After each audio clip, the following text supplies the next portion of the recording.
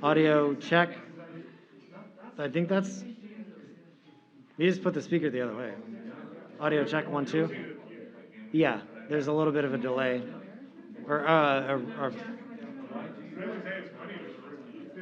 Are you getting any delay or something? 1, 2. Just turn it or something. Okay, and then this is Secretary Cardona.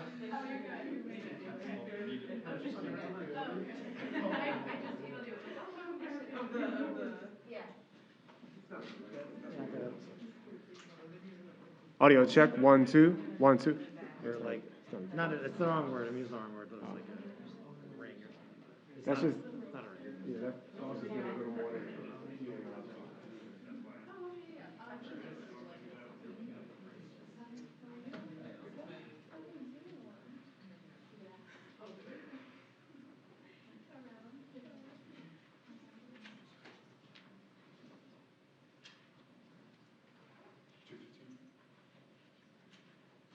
Hey, are we getting 2-minute warning? I don't know. Okay. Thank you.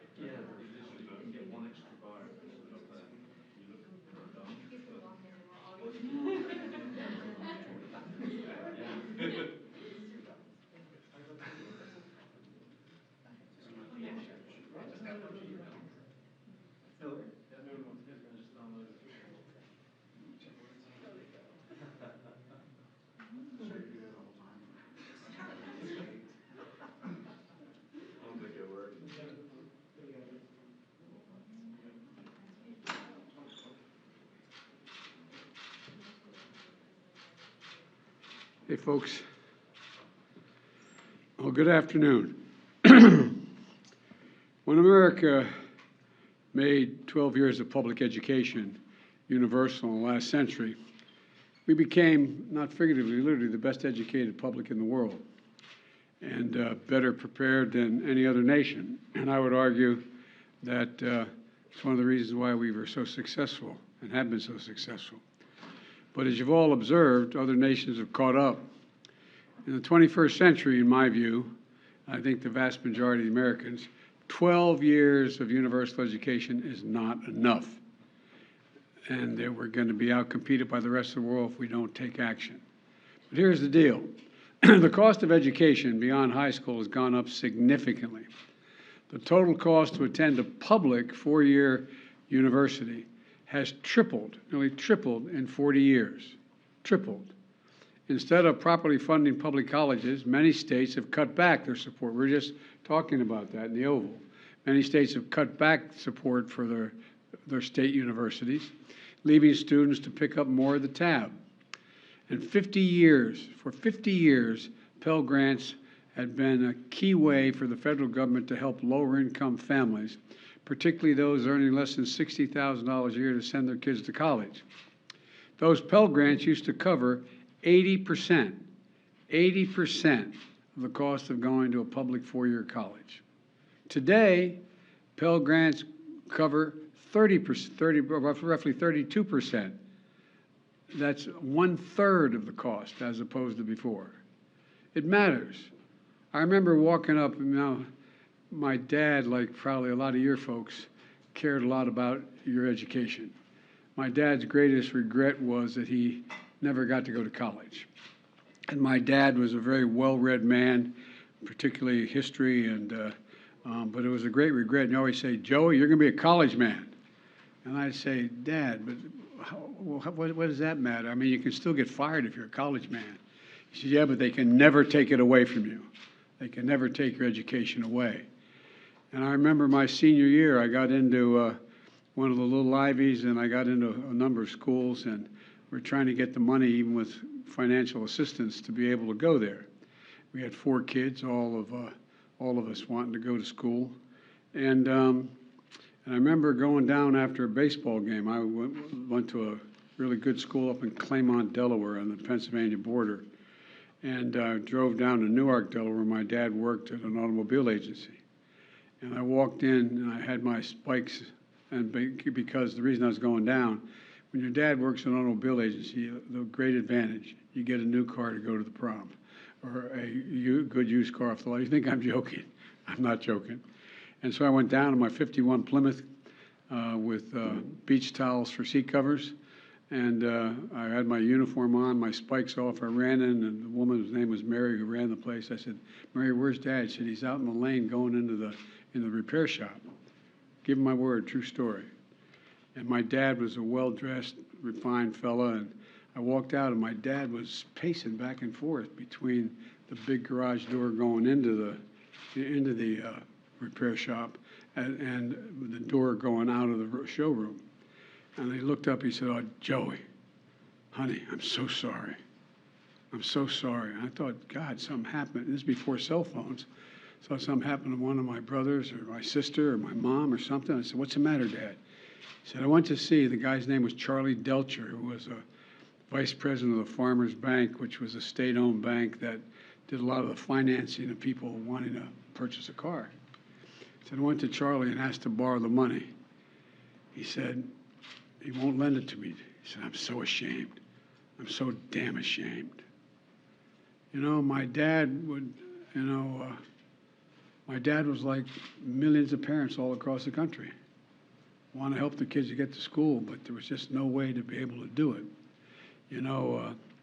And because he believed, as I do, that education was a ticket to a better life. It's something Jill and I, Kamala and Doug, we understand deeply. I'm sure the vast majority of you do as well. But over time, that ticket has become too expensive for too many Americans. All this means is an entire generation is now saddled with unsustainable debt in exchange for an attempt, at least, at a college degree. The burden is so heavy that even if you graduate, you may not have access to the middle-class life that the college degree once provided. Many people can't qualify for a mortgage to buy a home because of the debt they continue to carry. They carry, it's too high, and they can't come up with a down payment anyway. A lot of folks are even putting off starting families because of the cost. And the dream of starting your own business is just way off in the distance with the debt that so many are saddled with. Many of you had to leave school because the financial strain was much too high.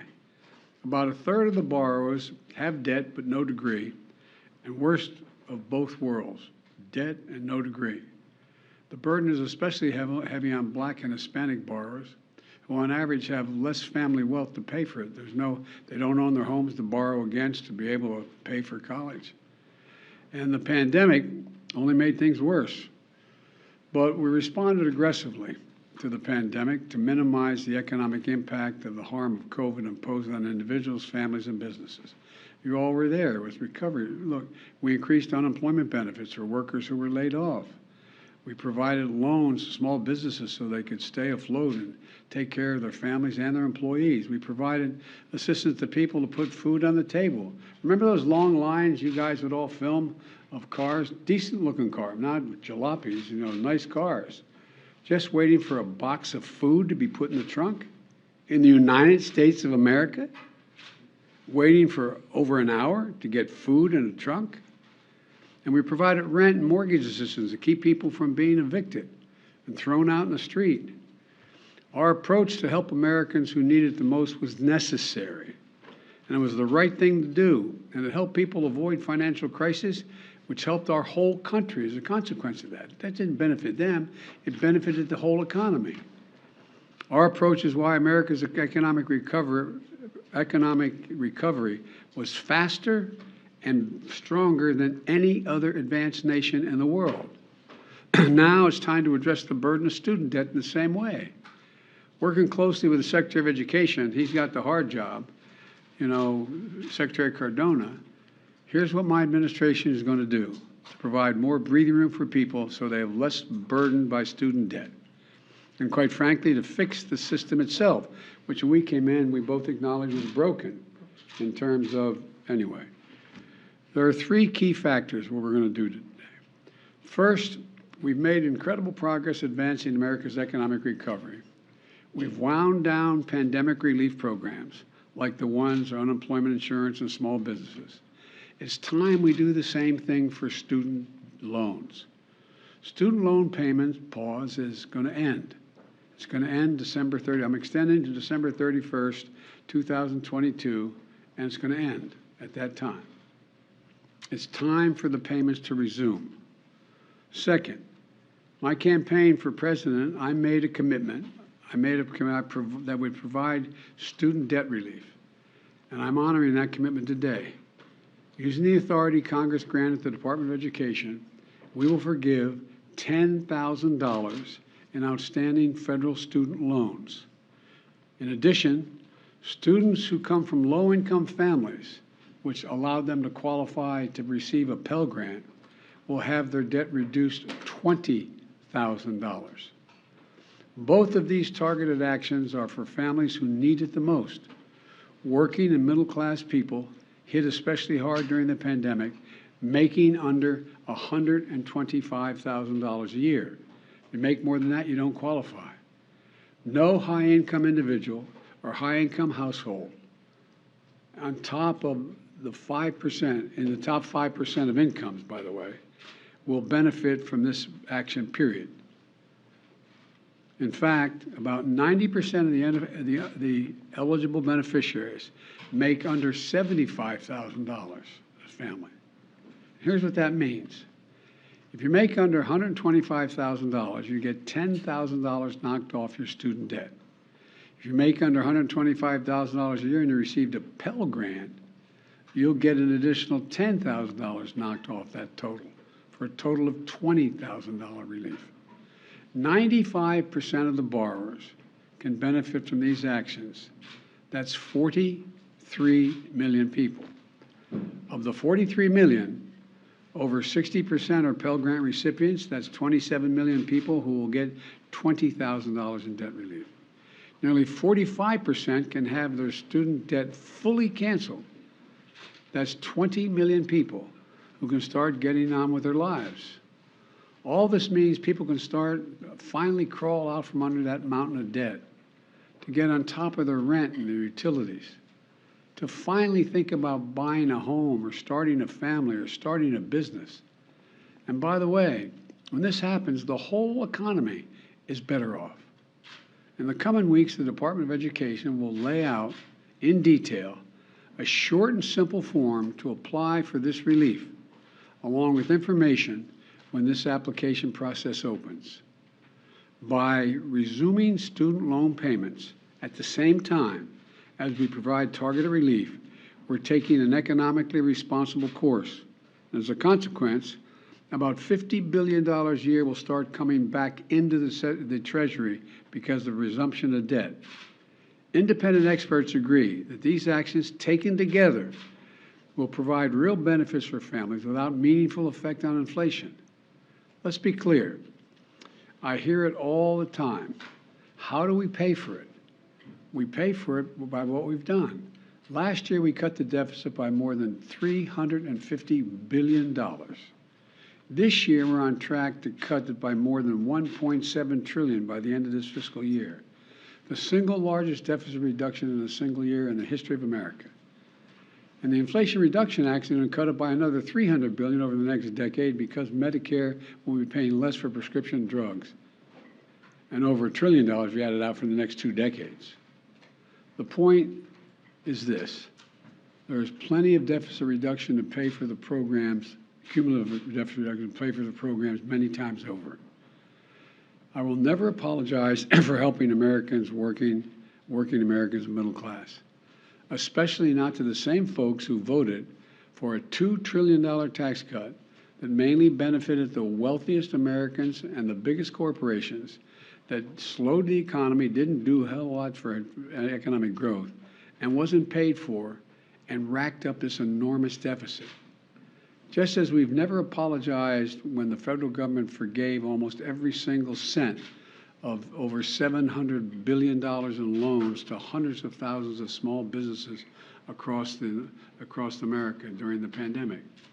No one complained that those loans caused inflation. A lot of these folks in small businesses are working in middle-class families. They needed help. It was the right thing to do. So the outrage over helping working people with student loans, I think, is just simply wrong, dead wrong.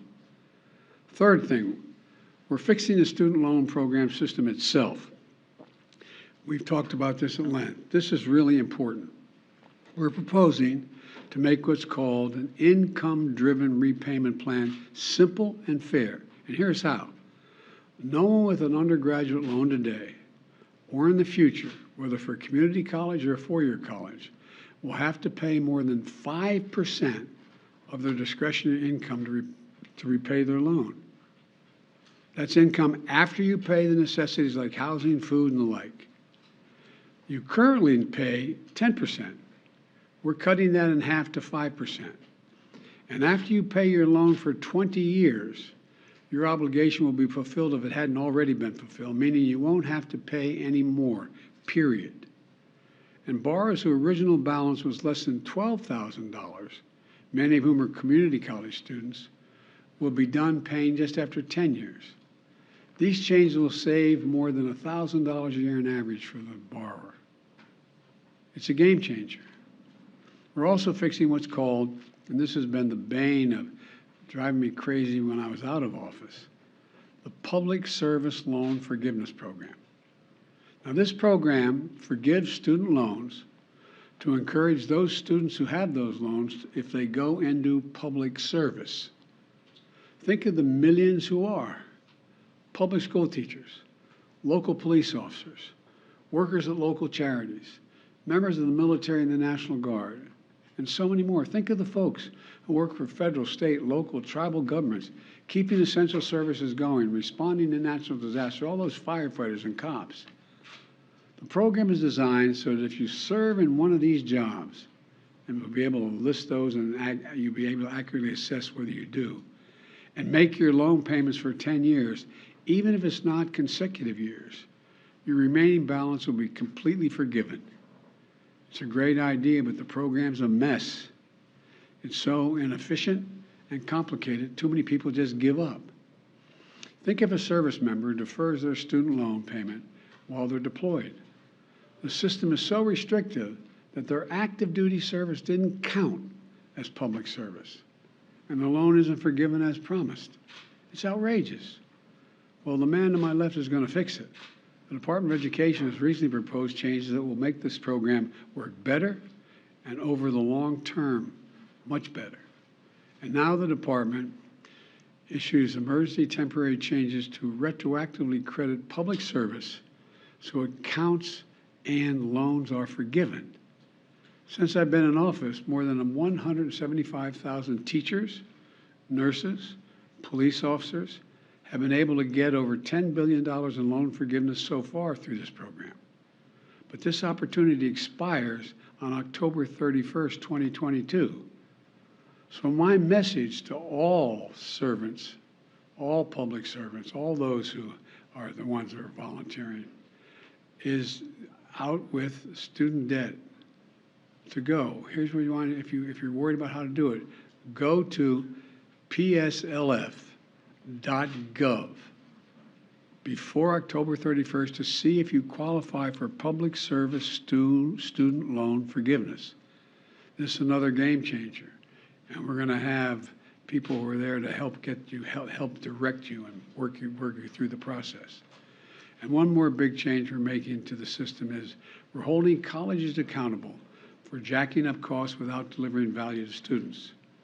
We've all heard of those schools luring students with a promise of big paychecks when they graduate, only to watch these students be ripped off and left with mountains of debt. My predecessors looked the other way, for some reason, with good reason, to do anything about this fraud. My administration is taking it on. For example, the Department of Education works with private education associations to accredit colleges and universities so they can receive federal aid. Well, last week, the Department of Education fired a college accreditor that allowed colleges like ITT and Corinthian to defraud borrowers. And combined with our emergency actions, the Public Service Forgiveness Program and other actions we've taken, we've been able to cancel more than $32 billion in student debt for 1.6 million borrowers, including those defrauded by these bad acting schools. Our goal is to shine a light on the worst actors so students can avoid these debt traps. Now, I understand not everything I'm announcing today is going to make everybody happy. Something is too much. I find it interesting how some of my Republican friends who voted for those tax cuts and others think that we shouldn't be helping these folks. Something is too little, but I believe my plan is responsible and fair. It focuses the benefit on middle class and working families. It helps both current and future borrowers, and will fix a badly broken system. And these actions build on my administration's effort to make college more affordable in the first place. It includes unprecedented investments, nearly $6 billion in historic black colleges and universities, much of which is focused on pandemic relief to help students cover tuition and other costs so they could stay in school. And I must be honest with you, I'm going to continue to fight for doubling the Pell Grants. I didn't get that done this time. Let me say it again. 12 years of universal education is not enough. I'm going to continue to work for universal pre-K for every 3- and 4-year-old, and universal community college for education beyond high school. Let me close with this. I ran for office to grow the economy from the bottom up and the middle out. Because when we do that, everybody does better. Everybody does well. The wealthy do very well, the poor have a way up, and the middle class can have breathing room. And that's going to help America win the economic competition of the 21st century, because much of my time is spent, how do we remain the most competitive nation in the world with the strongest economy in the world, with the greatest opportunities in the world? That's what today's announcement is about. It's about opportunity. It's about giving people a fair shot. It's about the one word America can be defined by, possibilities. It's all about providing possibilities. We're going to have a lot more to say about this. There's a lot of material that's going to be put out as to how this is being implemented. And I want to thank you all, and God bless you all. Thank you, thank you, thank you. Mr. President, how much advance notice did you have of the FBI's plan to search Mar-a-Lago? I didn't have any advance notice, none, zero, not one single bit. Thank you. Mr. President, is this unfair to people who paid their student loans or chose not to take out loans?